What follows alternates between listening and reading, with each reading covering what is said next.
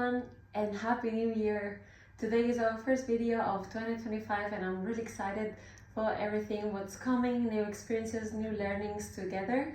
Today we will talk about doula concept. We will deny some affirmations I've heard during the past month about doula. Some people think it's something and some other people think it's something else.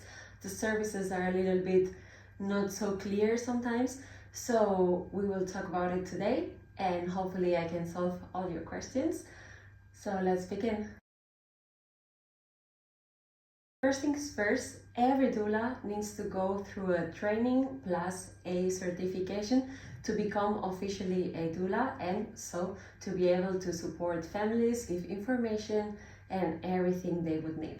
A doula provides wellness for the mother as well for the partner and for the family. We are a safe place for the mother and for the partner as well, that they can trust us, they can open up, we can discuss all the topics they need. They are having doubts, questions in their minds, and they know there will be no judgment because at the end of the day, all we do is give them guidance and all their requests, we try to go with them and their processes.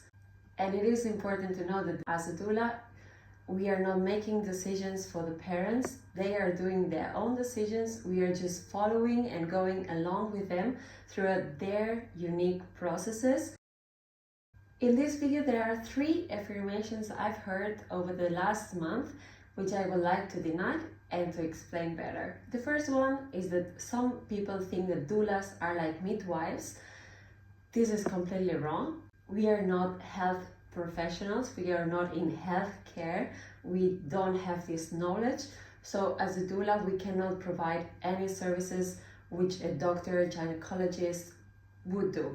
Still, however, we can work in tandem with them, we can make teams with midwives and doulas. But important to take into account that it can be that some health professionals also train themselves as doulas.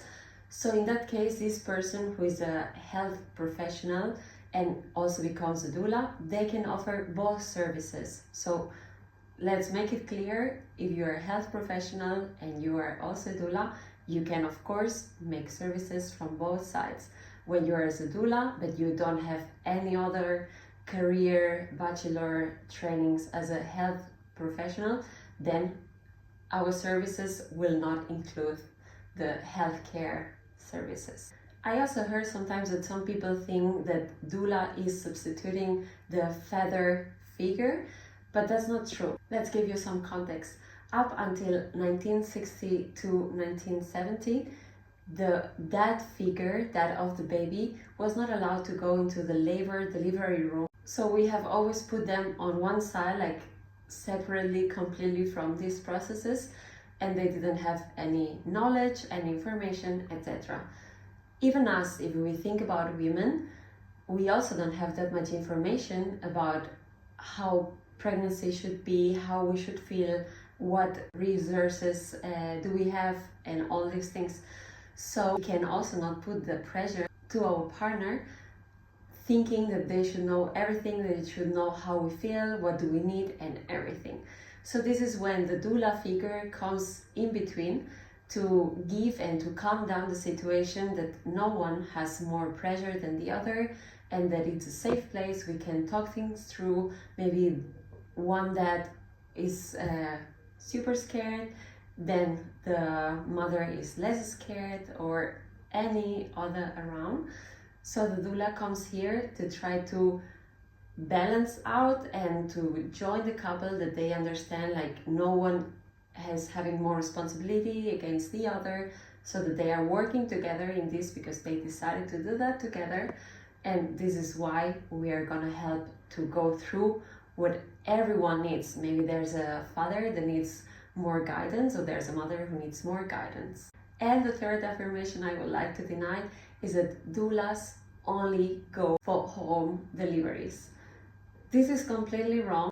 Of course, nowadays, giving labor at home is becoming more and more popular, but this doesn't mean that doulas will only go or work for these families who are wishing to have the babies at their house. In that sense, what I said, we don't decide, they decide for their processes, is their journey, and we will go along. If they decide to have a birth in the hospital, we will go there. If they decide to have a birth in a birthing house, we will go with them. If they decide to have it at their house, we will go with them. In all these three situations, or whatever they want to give birth, we can support them, we can give them information. Okay, in that sense, maybe I would recommend you to have this person next to you. And since we have the knowledge and the information, what we will do, we will just try to make their dreams come true, and we will try to go along, give them some guidance that they make their own choices and they're good with it, and we will just respect what they want to do and be next to them. And the last thing I would like to talk today is the doula services. Some people are not clear when is the doula appearing in the process, or what could you expect from a doula. In that sense, there are three processes or three stages I would separate. First one is the pregnancy, then the childbirth day, and then the postpartum. In these three stages, you can have the doula or not.